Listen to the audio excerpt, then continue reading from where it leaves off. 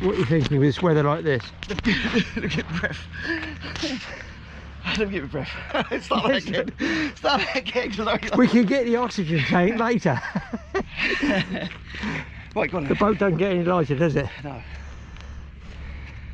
Right then, what are we going to do? So, it's a lovely day. It's a very, very small tide.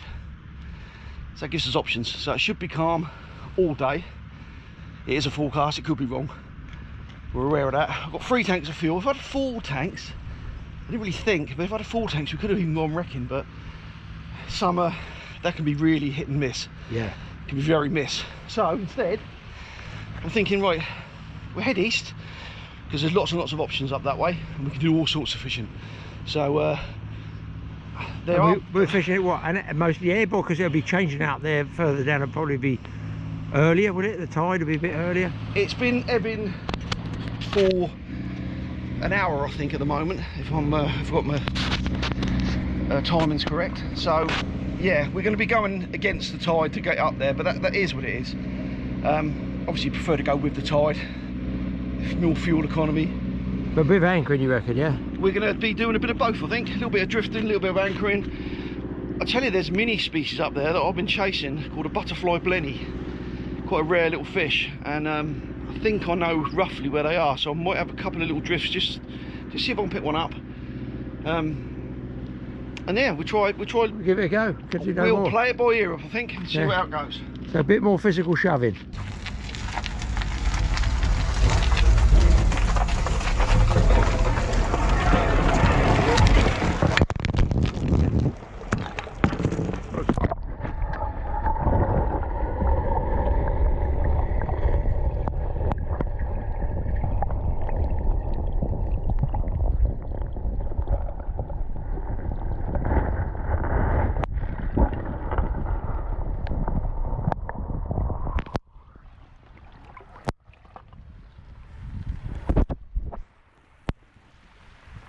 I wonder if I let go of the boat, how far it would drift before I had to go and get it.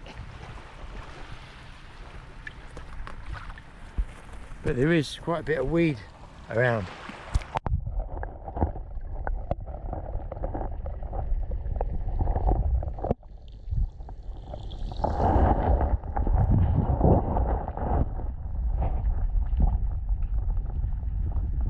Up there, because man alive, we'd have lost half that yard by now. There's been quite a bit of weed about, Wayne. Well, yes, I think that sums it up, but it's all sorts of weed. We've got this stinky red stuff, we've got this stringy stuff. You can tell I'm a seaweed expert.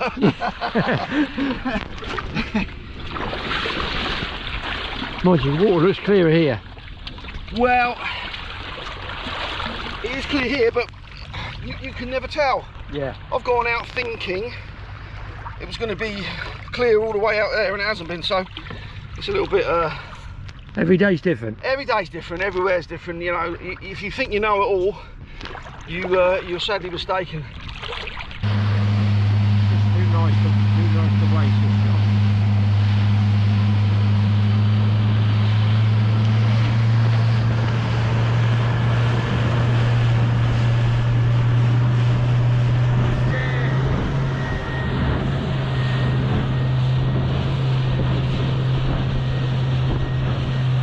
Breaking over the back. Yeah.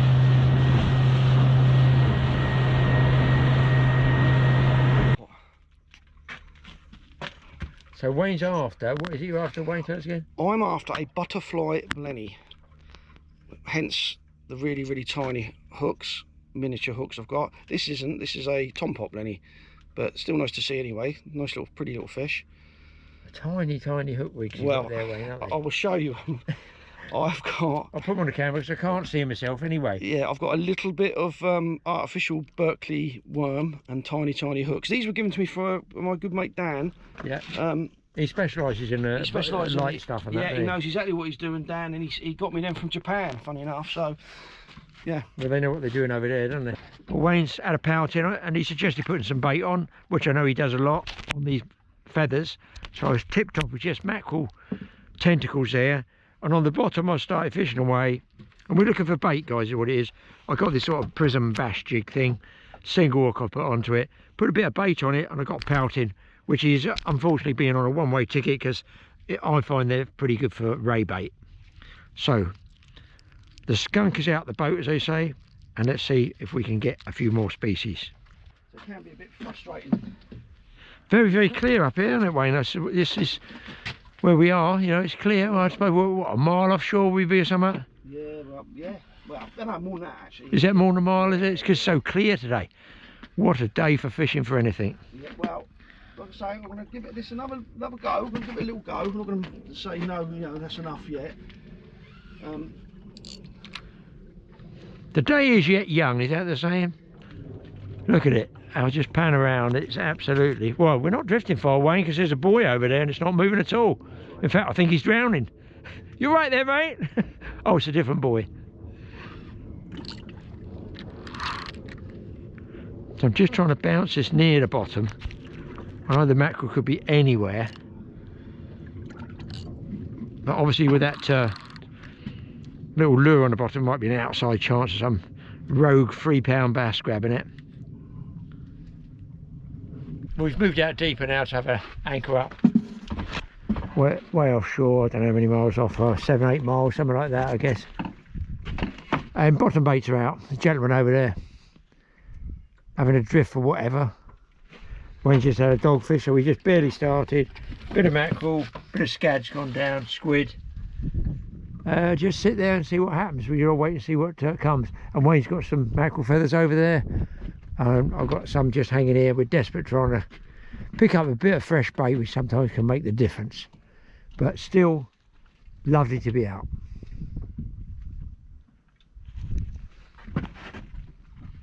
If you remember when we were launching the boat, all that weed, like that stringy sort of weed, is still coming past the boat now, and it's bound to go, yes, straight through the line. Sometimes it will slide off, but it's weird stuff. I don't actually know the name. Do you know the name for this stuff, Wayne? I don't know what it's called. Don't know this one? I don't know. Bootlace weed. Bootlace weed, yeah. What we use, the generic term for it is. Well, a bit of quiet spell. Wayne has got a decent bite here on his one. I don't know what it is.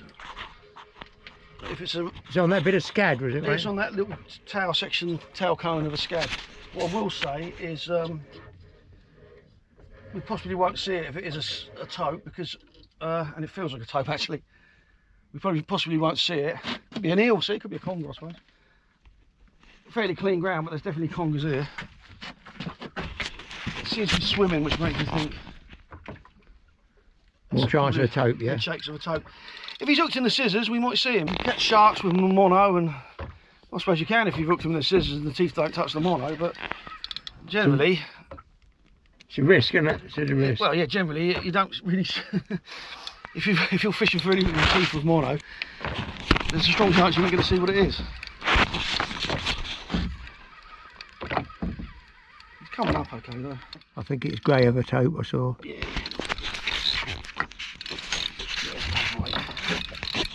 There you go, pretty much what we thought. Said about 15-pound sort of fish tope. And it looks about right in the scissors. Yeah, it's just right there. Which is why we've seen him. So literally... it was a splash over the lens I was jerking about. That's cat-like reflexes of us 70-year-old brain. I've not lost it. No. Well, the fingers anyway. Well, normally I put the glove on, but he's not monstrous, so I'm just going to... Nice. Off it goes. Well, those mackerel feathers been down an hour now, haven't they? Nothing. Nothing at all. Not a sausage. Not a bean. You get a few taps on this, but I think they look sort of breamy bites. We had breamy last time we were here. So, oh.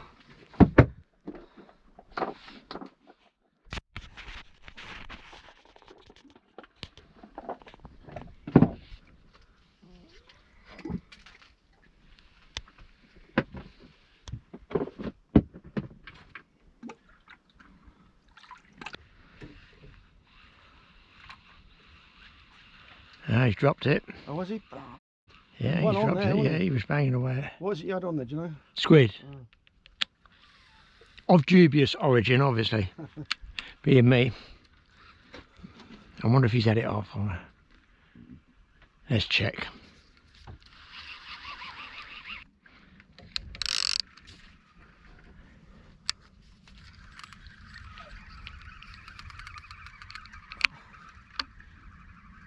Is he still there? I think there was a dogfish on there. Let it go.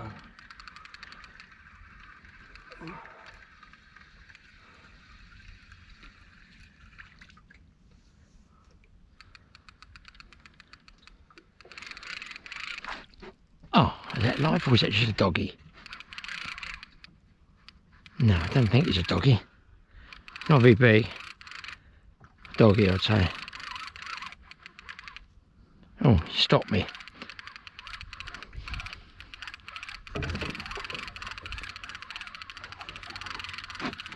Not very big, but I don't. It might be a doggy, but it did stop me winding once. So. Yeah, that was a dog there. Small tope, eel. No, I'm thinking he's not twanging. No, it's a dog. No, look at that. You would have thought that. A dogfish and a jaw hook dogfish. I'm very surprised. Normally not a lot of fruit with them, is there? No, even the bite was almost a run, you know. I think a lot of this will be dogs, you know. These tuggy bites, yeah. They just give them better bites than the average. Some of them really good nick this time of year. They've got a little bit more about them. I don't know. You know what I mean? So what we'll do is we'll. I'll leave this up, yeah. Yeah, well, you can have it down there for a bit more longer if you want. I say we're not going like imminently. We've got another. Got a bit more flow here. Yeah, another few minutes.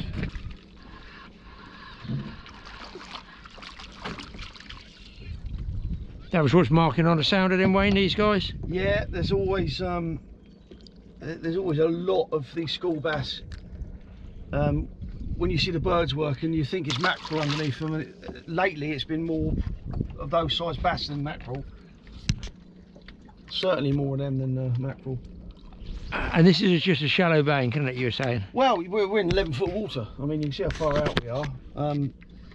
We're on what's called the middle banks. It's a series of banks east of Selsey, and there's sort of 3 main banks, but there's lots and lots of little reefs and high points.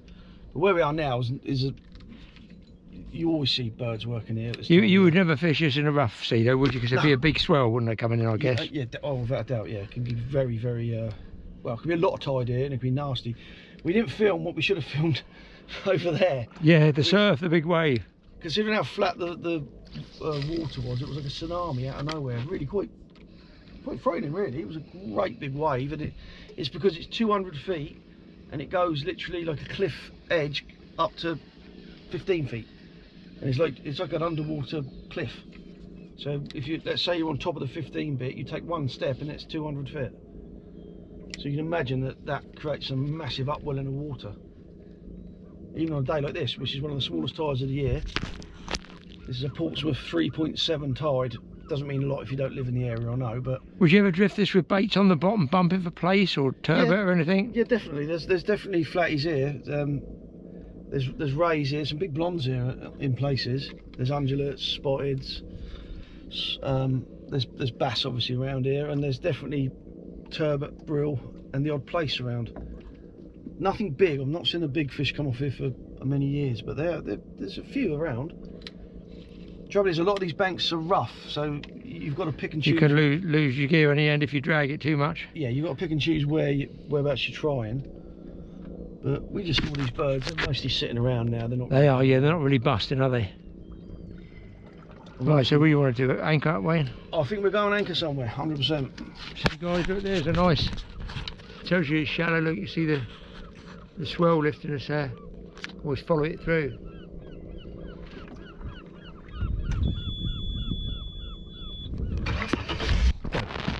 Literally, we saw a cloud of fish, and that's what they were. Oh, we saw that jig as well, that bass. Oh, we need that. I know it looks like a mess at the moment, but we've literally just dropped anchor now. You think we want to be going for that nice bass there, but we actually don't. No, he's not a bad little bass, is he, really? Well, is he, no. The mackerel was what we want. You definitely have a bit of bait. Let's put that bass back anyway. Can you pass me the scourger there? The white one to do, any one to do. Lovely, thank you. Right, the mackerel, I'm afraid, mate, your bait. He's going a one-way ticket. Yeah, you're toast, I'm afraid, because you are valuable. There we go. Mr. Bass will go straight back. Believe it or not, it's possibly just below limit, I'd say. Got a measurement on there. Doesn't look a very big fish. It's not a big fish, but 43, I think, is the size. I don't take hardly any, otherwise I'd know what it was. Does it feel a bit heavy, you know, draggy? Yes, it just feels like dead weight now as well.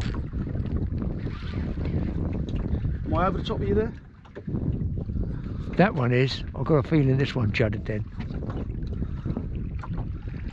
No, I'm feeling, you know, I feel like a buzzing sensation on this. There it is, there's a bass, I think. Is that a bass? What's that?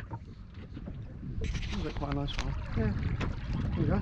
He's got round this line. Nice bass, mate. Have a look at him. Around that one, Jeremy. Do another dosey-do of a little bit.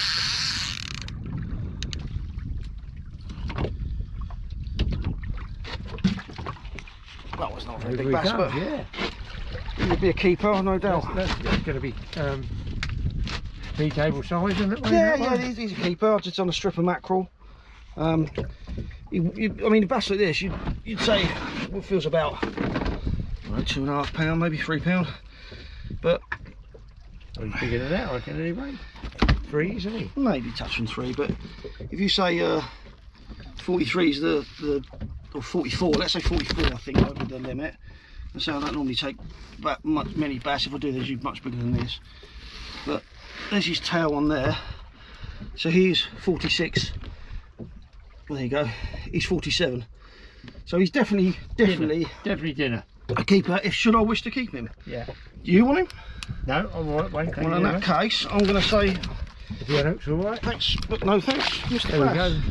Shock for a lot of anglers, but sometimes you put one back. Yeah, I'm not a massive bass eater. Well, there we go.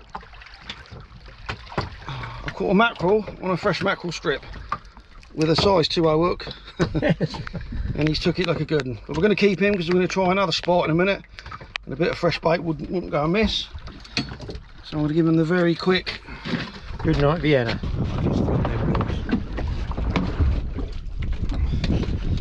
Lovely jubbly. We'll make the most of these. Yeah, get the mackerel while you can. Just leave them hanging over the side. That's all you're doing, Wayne. Yeah, they're not even baited actually at the moment. They're the sabikis, which I find are far and away the better ones to pick up the mackerel. The smaller, little shiny sabikis tend to be very, very good. They really do. That falling off as well. Yeah, falling off and drove the hook straight to my finger, but you know, I can't complain. It was in his mouth, wasn't it? So I think he got the raw end of the deal, not me. Right. So we've moved again, guys, just on the last move.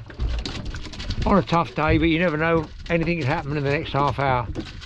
That's what Thunderbird's told me.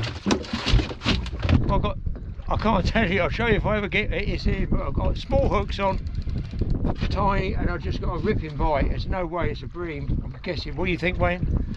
Ooh, smooth out maybe. I've had some big ones here late in the year. I had them up to like 18, 19 pound here when I was trying for a triggerfish. These are like size 10 freshwater hooks. Good angler to get the fish in. Well, yeah, but I don't, it's who tied the bloody knots. Oh no! Ooh, it's going well, isn't it? It's tiny hooks. I'm on the, well, bream ones like you rode over there. Yeah. Well, I'm glad it's actually Graeme, not going to lie. Graeme said, why don't we try Bullock's Patch, which we were going to try last time we were out, but didn't get round to it. And I said, yeah, because the tide's right. I do like the flood tide for Bullock's. And it looks like it's paid off because we've hit in the fish straight away. We've hit mackerel. Yeah. I've had a few good bites on my my little scratching rigs. So yeah, good call, Graeme. Well, we're going to move another trip. We had a boat trip. We said, oh, wait, there he goes, he's shaking it now. Must have a go at Bullock's on the way back. You know, I haven't fished it for some time. So I thought, well, I've heard about it. I maybe fished it once on my own boat. Oh, I don't like all his head banging. I don't like it. Oh, no. Going very well. don't want it going back down around the other lines, I'll lose it. What bait did you have on the Well, tiny half a rag one. It's tiny. Well, it was suggesting me smooth out. Smoothie, there we go. There we go.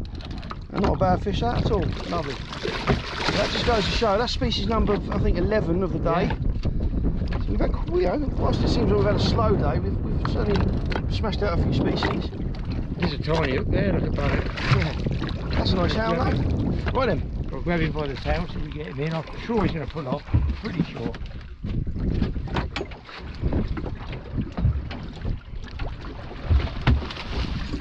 Mackerel here, Graeme, on the tiniest of tiny hooks, guys. I can't get it out. It's right. Well, it wasn't going to come off. No, I'm going to get the pliers on that one. Wow. I cannot believe on such a small hook. Yeah, I'm trying to get him calmed down. There you go. Nice sound for Graeme there. So yeah, glad we made that last move. Wasn't it just? Yeah, bloody some nice mackerel as well. Yeah, lovely. Wow. Nice fish. Go on. There we go. Now, Wayne's already had another nice wrasse, ain't you, Wayne? Yeah, well, I've got a little scratching rig out, bits of rag. There we go, bream number 2. Ballon wrasse number 2. So, yeah, I'd like one of them colourful ones, the big ones you get. But we'll take it. I'll say this is that's species number 12 for the day. So, in fairness, here you go back for it as well. There you go, straight down. In fairness, ragworm, yeah, feed. all I've done there, it don't get much easier. Running ledger. In fact, I use these pulley beads a lot because they're just easy. You only need one of them on there, something to hook the weight onto. So just a pulley bead. A short trace I've knocked up, so that's just running obviously on the main line. Don't need any other beads because it's a bead already, so it protects the knot. And I've just knocked up a very, very simple.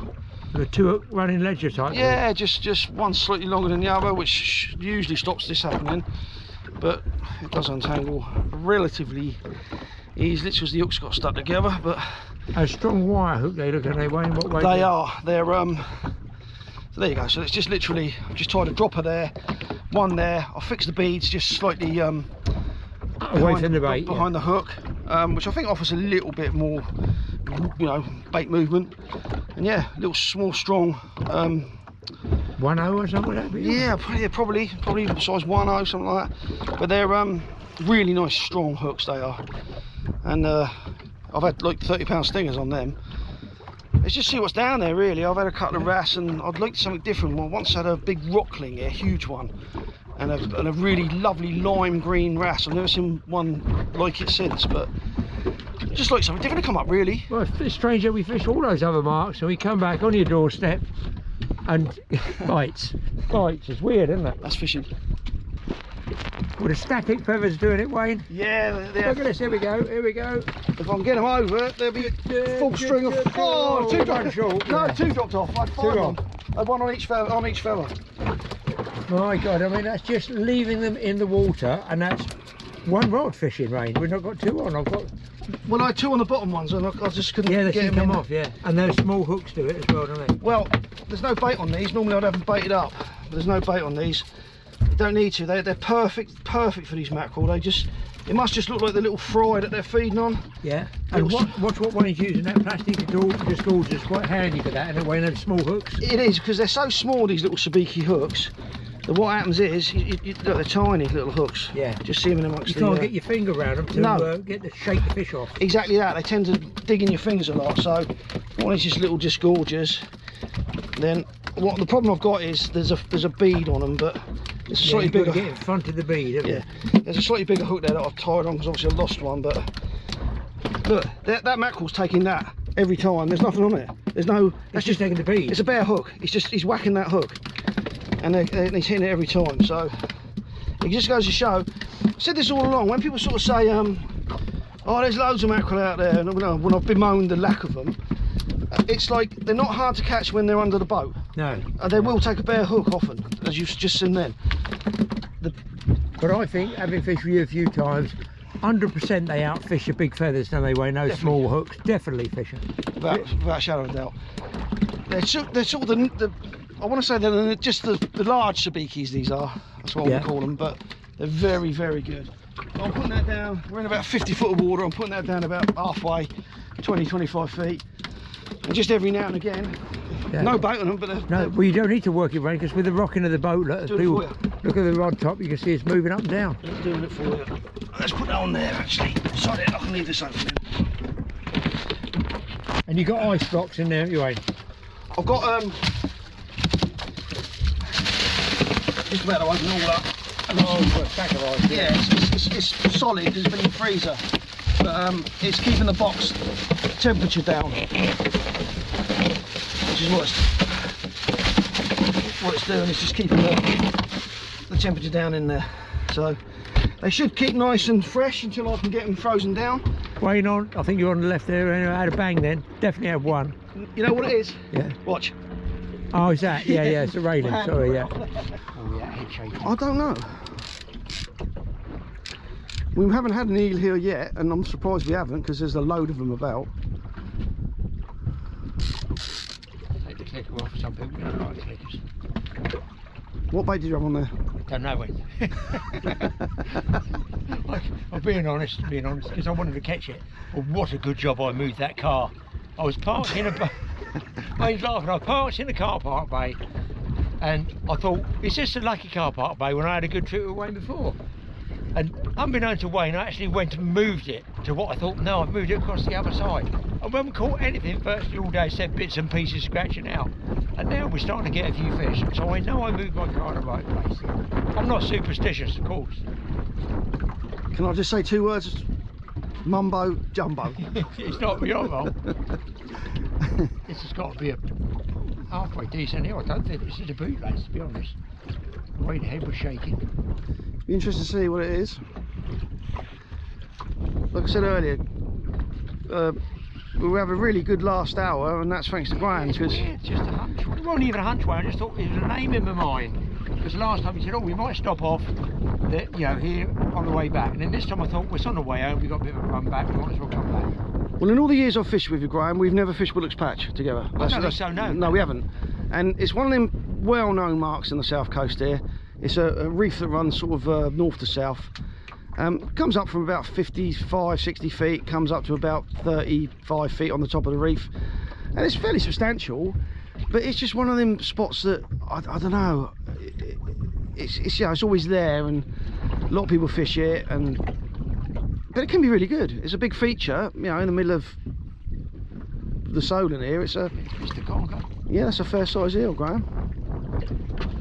That's not a strap. So yeah, you go, that's species number 13. So we really have had quite a good day. Yeah, that's a fair eel. Whoa, look where he's hooked, Wayne. Oh my God. It never looks as big filming it like this. If you get this fish out of the water, you'll see he's a good sort of, where's he go? Well, that one I've got in here. I'm wondering what he's, I'm wondering what he'd go. What do you reckon he goes? He's got to go. I've got that. We'll go 15, isn't he? Maybe a bit more. I bet from here he doesn't look... No, because it's a wide angle, isn't it? Yeah, don't look like much, but it's a fair... I've got a little release gaff here, so I'll pick him up and you can have a look at him. You alright doing that while I hold the camera? Yeah, fine. Yeah, I'm gonna go. He might ping off any time. He's hanging by a thread. I know just for a fact he'd probably just come off if I touch that steel tray. I will say, you went wrong. He's literally, let me get a better foothold on my boat. There you go, there. He's on the skin of his lip. Just let him get his thrashing out of the way. Get my moment. Just doing the spin for one moment. There we go. And there we go. Now, there's no barb on that. And once Graeme gets him in, they behave generally fairly well. He'll get that hook out, we'll show the eel, and then he'll pop him straight off and he'll swim away. Actually, quite impressed with these. It's the only time I think I'd ever use a... Just... Yeah, popped out easy. So lucky there. I think it's the only time, Graeme, I'd ever use a gaff in fairness. That's just jaw gaff, that's all it is. It's a hook, it's just another fish hook. Yeah, exactly. Well, there you go. There we go. That's a fair old eel, really. Yeah, and I still don't know what the bait was. A bit of mackerel. It's got to be a bit of that fresh mackerel, Wayne. I could say it's a bit of that fresh mackerel. So strong. Right, let's release him and show you just swim straight off. He will indeed. Let me get over the side here. Oops, I'm creating havoc, but go on in. Come on. He's going to watch him, look. See you later, mate. Oh, Wayne's got... Now that's the size I thought you'd be catching here, Wayne. Yeah, there's a lot of these around. A lot of these guys around. There's an awful lot of this size around. Yeah, no, yours is quite a good eel, really, for where we are. So we still got a bit of flood tide left. I've got the worm baits down. I've had a good bite on that as well. Breeze picked up a little bit, but very pleasant indeed. We got company over there with another boat that's just come in for a bit of fishing. There's one way down the back there, and that's about it. It's been hardly anybody out today, is there, Wayne? No, we've seen a couple of boats down east, and well, a couple of boats this end, really. So yeah. And in between that, we're on our own. A lot of fish on the small. I'm going to say this might be a wrasse. I don't know. Just a different. I'm going to come back on that drag. It's got small hooks. Just a different fight, guys. It's hard to describe it. Head shaking. Sometimes you can tell whether it's a bream or not. Or we all think we do, but I've got it down as a wrasse myself.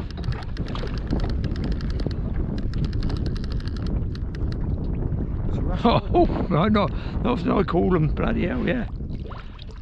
What's that other thing? Is that a poison weed fish or something? I just think it's a lump of oh, it's a fat one, mate. Yeah, nice fish. Very light, aren't they, in colour? Yeah, they're all about the same colour so far. All three of them have been similar. I really like those different colour ones, but I say I've had a lime green one off of here many years ago, which I'd love to see one like that again.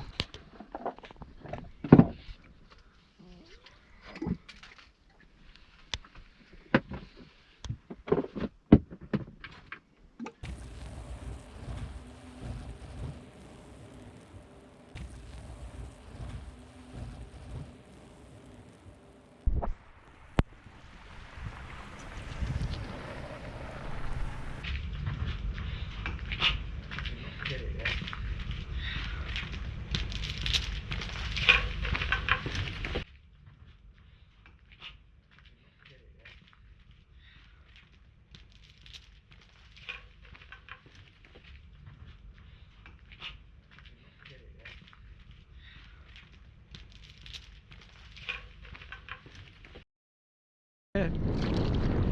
Guys, just going to finish off. Little small, I guess probably the average size. Wayne said they probably get here. It could be a pest. And finished off quite well really for the day.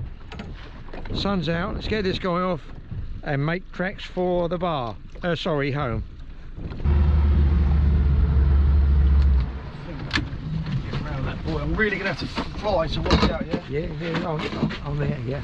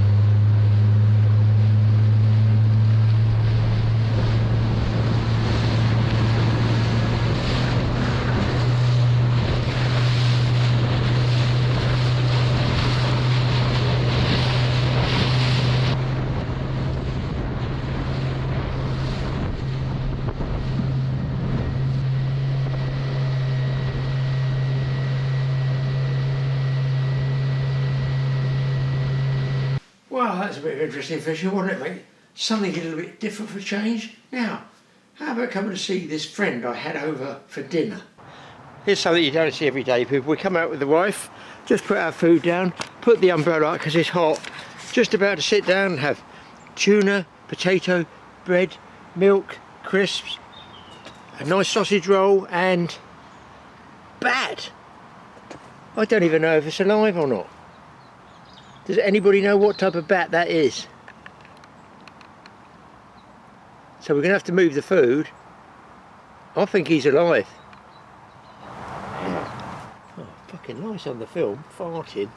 Just the wife's farted with fear. Lovely, because the wind's blowing the other way. So there you are, who knows what that one is. I think I saw an ear move then, so if he flaps, I'm going to run a mile and the wife's going to scream, or vice versa. So there's a lovely Sunday lunch for you. Bat, are there any more up there? So he's definitely alive, because I've seen him twitching, but of course there is a customer staying with us who's wagging his tail. He knows something strange is going on because he's not eating food. So I guess I'm going to try and pick it up on what? Oh, I know. My wasp whacker, because we're getting loads of wasps. Look, I've got them all on the sticky tape stuff.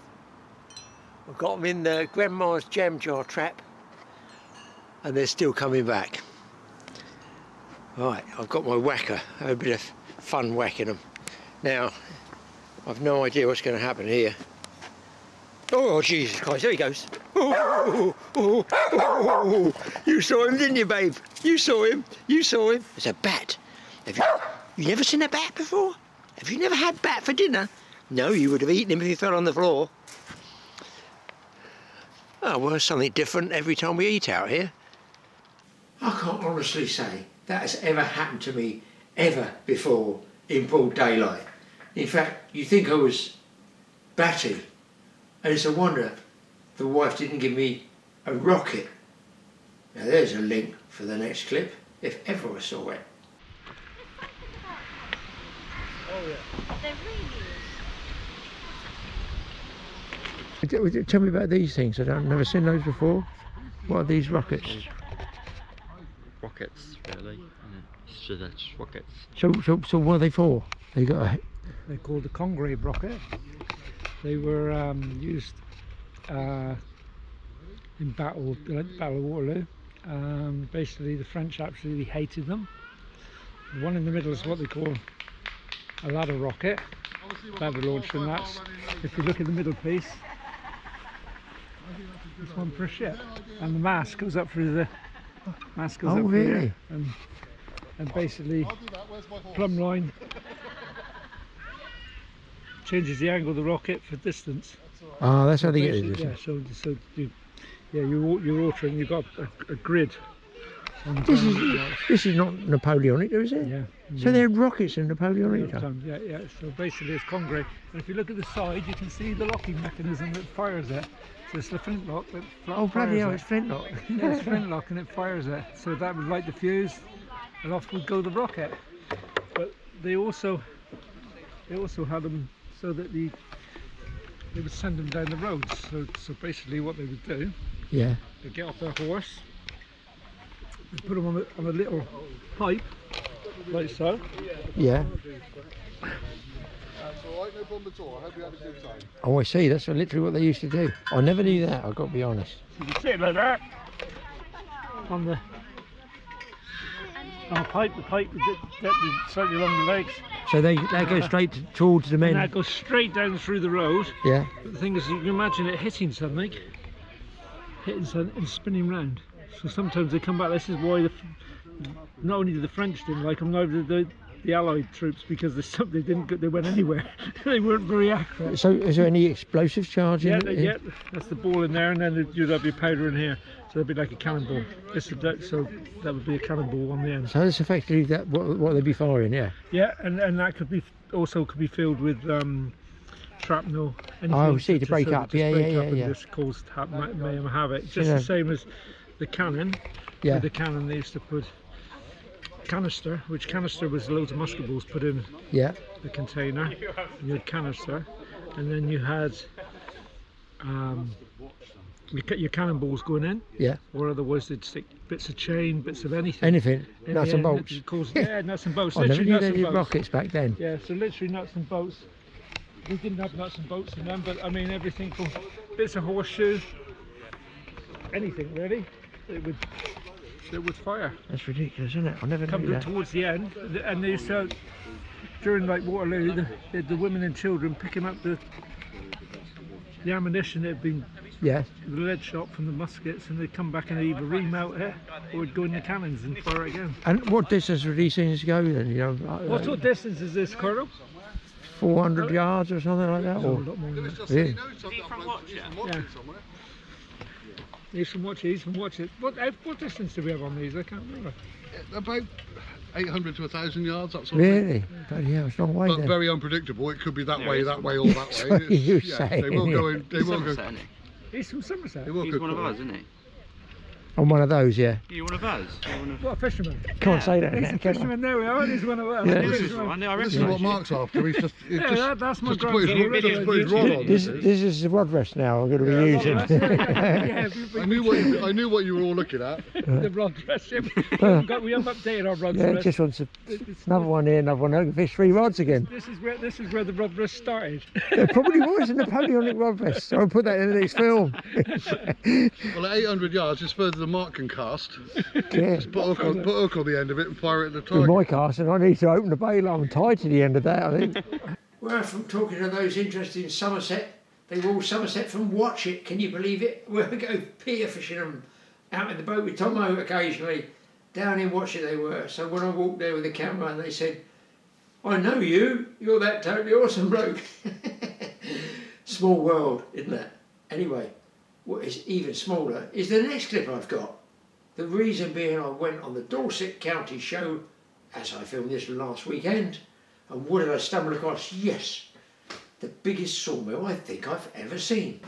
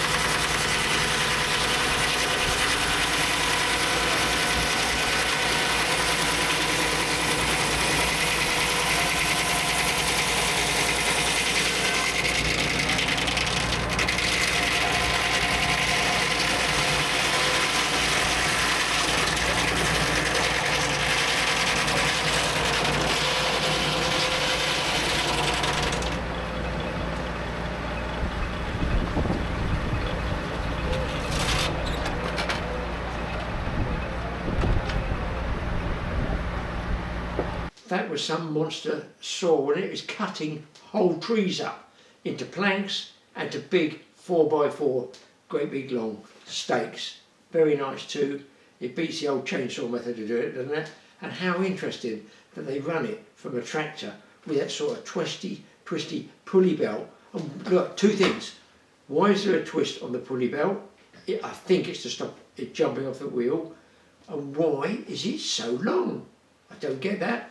Some of you farming types and sawmill types out there, tell me why that is. Finally, I'm down to finding, I won't say I caught it, one of my worst adversaries, one of my worst enemies.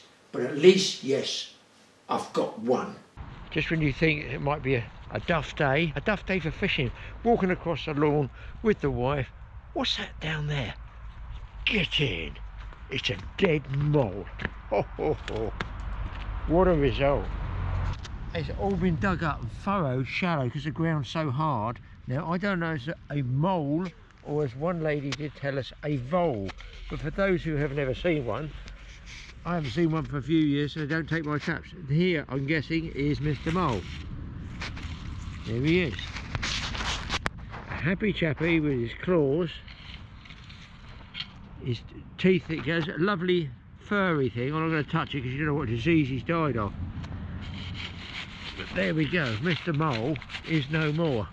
So that's a good result. I can't even, that's him. There we go. So we've been getting the odd mouse during the winter, the rat we got in the end, and a mole, but I haven't got the vole. And that's because over the back there, I'll just show you, I think a lady was right, a lady told us, look, it's still dug everywhere up here, it's terrible. Over the back is the maize. Well, that field was all grassland for hay. It's now maize. So there's nowhere for the voles to get, apparently.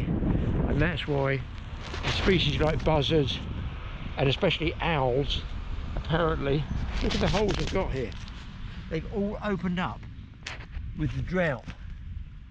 So I guess I'm going to have to go and get a sack of sand and fill those out. Probably with a little bit of peppermint or something that they don't like. So Mr. Mole's going around on the raptor table. Colin the kite will doubtless be very pleased. There we go. He's not going to last very long. The pond is just, well, inches deep. I've netted a load of blanket weed out of it, but it's not looking good. Topped up a few times, but now, you know, being on a water meter, nothing I can do. There's a big storm due to come in. Fingers crossed we do at last get some rain, and then maybe I might be able to get river fishing. And after the fast celebration of getting rid of at least one mole, although I don't seem to be able to get rid of the voles at the moment, it's down for a little bit of country stuff. Check this one out, some beautiful garden work. And as you can see, this is a little bit different. This is an unbelievable amount of bumblebees. When I was walking with the wife on a National Trust day out at Ham House up in, well, just in London Way. Look at the bumblebees in there. Right, question time with Graeme. Why are there no normal bees? What on earth is that bee doing there? Because I feel I see the pollen sacs on its legs as well. And normally I find they don't sting the bumblebees, he says, hopefully. Don't hold me to it if you get stung, but I think they're a less aggressive bee.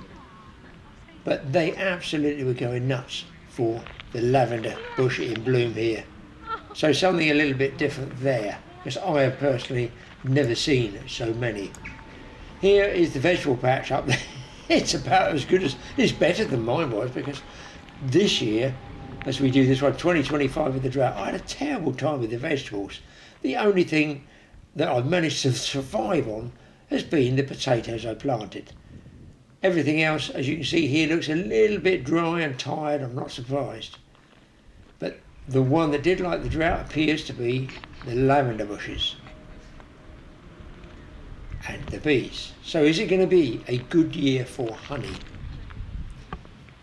Also, like these ones, I don't know, can somebody tell me, are these what's called a wild marigold? I don't know, because I did grow some from seed many, many years ago, and I can't seem to find the seeds anymore. Here we've got horizontal pear trees grown along a trellis to the right and the left. Look there, I've got those down as pears. And these round ones I assume are pears that haven't yet formed. There is my new drive. As you know, has moved house, and here's my house coming up now. Now I could do some filming in there, couldn't I? In fact, that's where I was doing my interview for the Antiques Roadshow on the BBC, just a little bit to the right there. Fantastic gardens, and again, look at the bees there on the lavender. They've got the grapes growing there. Now I don't know in the UK, do they just grow a little bit bigger than that, don't come to anything, you know, as far as eating is concerned, or will they actually bear some fruit in what, September, I'm guessing, autumn time? Somebody who understands grapevines, let me know. Answers on a postcard. I just thought you'd like to see some of this. This is an avenue of curved trees. I don't actually know what type of tree they are, I should do, but look at that. It's like a big tube, a big tunnel going down there. And just out through there is a view to a beautifully manicured garden. Unlike mine, which is a bit jungly this year, because I'm getting older. 1.5 acres on my own is just about getting a little bit too much for me. But again, lavender big time, and those lovely coned, sort of trimmed topiarism, I call that. And what's this guy? Now somebody out there in comment land must be able to ID this one. Now, what an unusual butterfly is that? But it seems to have a big body to me. Is it not some form of moth? Do moths come out in the daytime? All these questions need to be answered. Don't forget, it's exam time on the Totally Awesome Fishing Show. What species is this? So there you go, folks. Just thought you might like to see a little bit of a walk around of this garden. It is nice to go and see these old English gardens, I have to say. Well, there we go, guys. Time to get back on the old edit machine. Finish this one off. Hopefully you enjoyed it. Thanks for watching the TA Fishing Show. Go and check Mike's out. TA Outdoors, and he's got the Life Mike channel. What else have I got next week? I think I might do some more sea stuff. I've got the sort of, I can feel the beach bug coming because the nights are closing in and it's getting dark, you know, 7 o'clock, not even 7 o'clock, 7:30, it's starting to dusk. And it's getting, yes, barbel time. I've got to get on the river, have a go for barbel, my annual little trip that I have a go. Might try something different as well up there. I must admit, I go to the same spots because that's what I caught. And if I go to a new spot, you know, it takes me forever trying to find out where there's any fish. You can easily fish in the wrong place. We all know that. Very often I do. And yes, the blanks are there. Recently, done okay, done pretty good. But now the weather's settled down, I'm thinking early October, I normally do pretty good on stuff. I might have maybe one more all-night carp trip. I'll see how cold it gets. Hope you guys catch some fish out there. Stick with the weather, keep an eye on it. If there's a gap, even if it's a day and you can get time off work or something, I suggest taking it, especially the beach guys, because this September, October time can be really good on the beach before it gets too cold. We'll see you next time.